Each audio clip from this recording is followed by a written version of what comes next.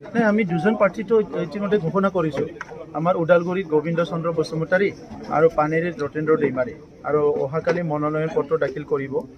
সেইটো আমাৰ যিটো আছে বিজেপি আৰু UPPLৰ যিটো মিত্ৰজোঁট হৈছে ইয়াৰ আমি আণ্ডাৰষ্টেণ্ডিঙত এই দুটা সিট আমি পাইছিলোঁ আৰু ইয়াৰ ভিতৰত আমাৰ আৰু সিট আছে তেনেকুৱাই মানে কণ্টেষ্ট কৰাৰ কাৰণে সেইটো চিন্তা চৰ্চা কৰা হৈছে আৰু বাকীখিনি যিটো আছে থাৰ্ড ফেজৰ সিটবিলাক আছে তাত আমি অতি শীঘ্ৰে আমাৰ কেণ্ডিডেট আমি ডিক্লেয়াৰ কৰিম। এতিয়ালৈকে আমি 9টা সিটত আমি কণ্টেষ্ট কৰিম বুলি ঘোষণা কৰা হৈ গৈছে আৰু সেই 9টা সিটৰ ভিতৰত 2টা সিট ইতিমধ্যে গ'ল আৰু 7টা সিট আছে। এই 7টা সিটটো অহা 3 দিনৰ ভিতৰত প্ৰায় 13 তাৰিখ বা 12 তাৰিখ সেইখিনিৰ ভিতৰতে আমি আমাৰ কেণ্ডিডেটবিলাক আমি ডিক্লেয়াৰ কৰি দিম। তেতিয়া আপোনালোকে চব গম পাই যাব। এই ক্ষেত্ৰত GSP আপোনালোকৰ যি সিট তাত GSPৰ সিটো থকা বুলি চৰ্চা হৈছে, কি ক'ব এই ক্ষেত্ৰত? GSPয়ে কণ্টেষ্ট কৰিব, কিন্তু তেখেতসকলৰ নিজৰ বেনাৰত কৰিব আৰু এইটো আণ্ডাৰষ্টেণ্ডিং আছে আমাৰ মাজত। যিহেতু ইয়াত আমাৰ চৰকাৰ এটা গঠন কৰি আছে, এই চৰকাৰ এটা হৈ আছে, সেই চৰকাৰৰ আণ্ডাৰষ্টেণ্ডিং আমাৰ আছে।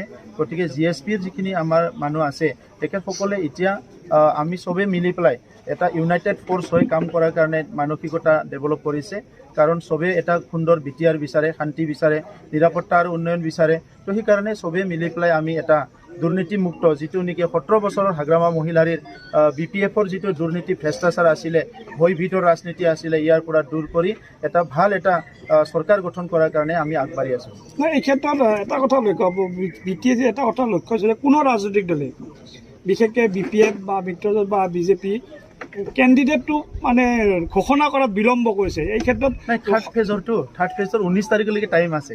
গতিকে সেইটো লাহে লাহে কৰিব, চবেই কৰিব, লাহে লাহে কৰিব। আমাৰ টাইম আছে যিহেতু। ফাৰ্ষ্ট ফেজৰ সময় গ'ল, তেখেতসকলে দি দিলে, ছেকেণ্ড ফেজত দি দিলে, এতিয়া থাৰ্ড ফেজৰটো টাইম আহিছে।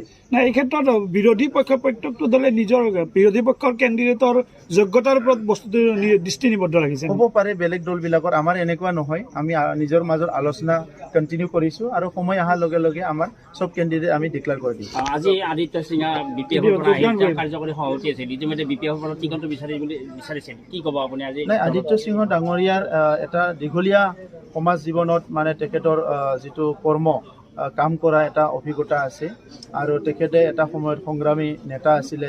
ইয়াৰ পিছত ৰাজনৈতিক নেতা হিচাপে তেখেতে কাম কৰি আছিলে আৰু আজি তেখেতে BPFৰ যিটো মানসিকতা, তেখেতসকলৰ যিটো কাম কাজ চিন্তাধাৰা, সেইটো খুব বেছি তেখেতে ভাল নাপালে আৰু সেইকাৰণে আজি আমাৰ দলত যোগদান কৰিছে। আমি তেখেতক এজন অভিজ্ঞ ব্যক্তি হিচাপে আদৰণি জনাইছোঁ আৰু আমাৰ দলত তেখেতক এটা সন্মান সহকাৰে আমি এটা স্থান দি পেলাই লৈ যাবলৈ আমি চেষ্টা কৰিম।